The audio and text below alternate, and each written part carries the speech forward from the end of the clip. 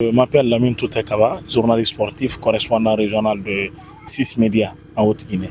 Je crois que ça a été encore l'une des belles cérémonies de remise du Ballon d'Or, dans la mesure où celui qui devrait mériter ce Ballon d'Or l'a eu, parce que lorsqu'on prend les différents critères du Ballon d'Or, ça se repose sur un certain nombre de points qui sont les performances individuelles collectives. Il y a également la classe du joueur et puis la discipline. Alors lorsqu'on prend lauréat de cette année qui n'est autre que Ousmane Dembélé, je crois très bien qu'il remplit tous ces critères-là. Il avait d'autres joueurs aussi qui répondaient à tous ces critères, mais je crois qu'il était le plus méritant dans la mesure où également, en d'autres termes, qu'il a remporté la Ligue des Champions. Il a été performant avec l'équipe de France parce que au temps passé, par exemple, lorsqu'on regarde un peu en arrière, Ousmane Dembélé n'était pas du tout performant avec l'équipe de France. Mais l'année dernière, il était vraiment un élément clé de cette équipe parce que ça vous dira quelque chose qu'à un moment donné, on avait écarté Mbappé et c'est lui qui avait pris la relève au sein de cette équipe de France. Lorsqu'on prend son club également, il a pris la Ligue des Champions, il a pris le championnat, il a pris également la Coupe du Monde des clubs du côté des États-Unis, il a pris aussi la Coupe de France. Alors ce sont tous ces éléments-là réunis vraiment qui lui offrent vraiment cette prestigieuse récompense de Ballon d'Or. Bon, je crois que ça a été une alerte pour le joueur. Ce n'est pas un handicap parce que lorsqu'on prend son classement, cela est dû à ce qui se passe au sein du Sili national. L'année dernière, le Sili national a eu vraiment assez de difficultés au niveau des qualifications. Le Sili qui avait sélectionné Serhou Guirassy pour être dans les Jeux olympiques, et là, le Sili national le Sili national de cette catégorie a été éliminé dès le premier tour. Ça a été un handicap pour le joueur.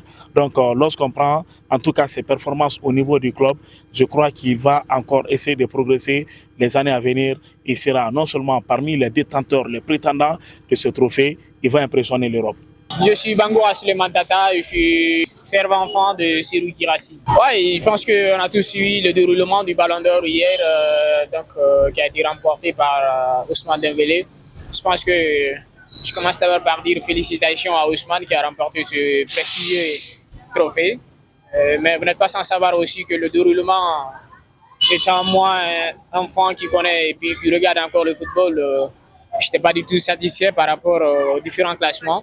Par exemple, retrouver un Serhou Guirassy qui a fait une très bonne saison avec Dortmund, ainsi de suite. Je pensais qu'avec la Guinée, je pensais que ce n'était pas du tout normal de le classer à la 21e place du classement du Ballon d'Or. Parce qu'il méritait plus encore, non seulement avec toutes les réalisations qu'il a faites. Si nous prenons la Ligue des Champions, il a été co-arbitraire. En dehors de ça, nous avons vu encore ce qu'il a fait lors de sa première participation en Coupe du Monde des clubs, ce qu'il a fait aussi. Donc, comme arbitre encore, je pense que ça c'est grand déjà en fait. Donc, le retrouver jusqu'à la 21e place, pour moi, c'est que c'est pas du tout normal quand même. Il méritait de rester quand même dans le top 10. Je suis Lucien Toutekaba, je suis journaliste sportif à la radio Milo FM Cancan. Bon, je pense que qui parle de récompense désormais, surtout lié avec le vote, on pense que tout le monde parle de son interprétation, mais je pense que le Ballon d'Or 2025 remporté par Ousmane Dembélé, je ne dirais pas qu'il n'a pas mérité, puisque vu sa saison et puis vu tout ce qu'il a apporté cette saison avec le Paris Saint-Germain et avec l'équipe nationale, puisqu'il vient de loin, après le transfert est malheureusement mal passé du côté de Barça, il est venu à Paris pour se relancer, et cette saison, depuis le départ de Mbappé, du côté du Real de Madrid, il a été le joueur qui m'a beaucoup séduit. Il était constant et il a toujours apporté ce qu'il peut pour l'équipe de Paris Saint-Germain. Et là, cette saison qui a abouti à la Ligue 1 et ensuite la première fois Paris a remporté la Ligue des Champions. Donc il fait partie des joueurs qui ont apporté plus à cette consécration du côté du PSG. En équipe nationale aussi, il a fait son retour puisque ça faisait longtemps qu'il n'était pas venu dans l'équipe de France. Mais vu sa saison qu'il a menée avec le PSG, donc ça lui a ouvert la porte de l'équipe de France. Donc je pense que c'est une récompense méritée.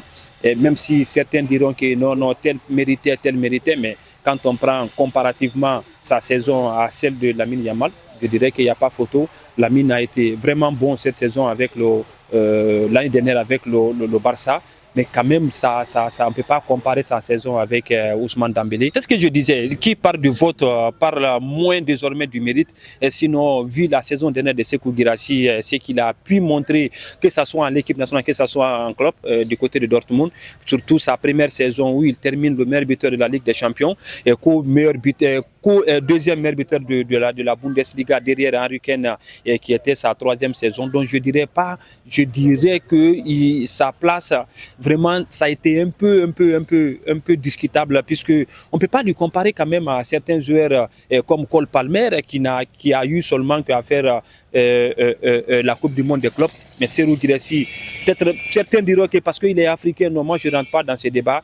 Il est footballeur international, il est de haut niveau, mais quand même qui parle du vote, la récompense, le mérite diminue un peu. En tout cas, je dirais qu'il pouvait être même dans les 10 premiers.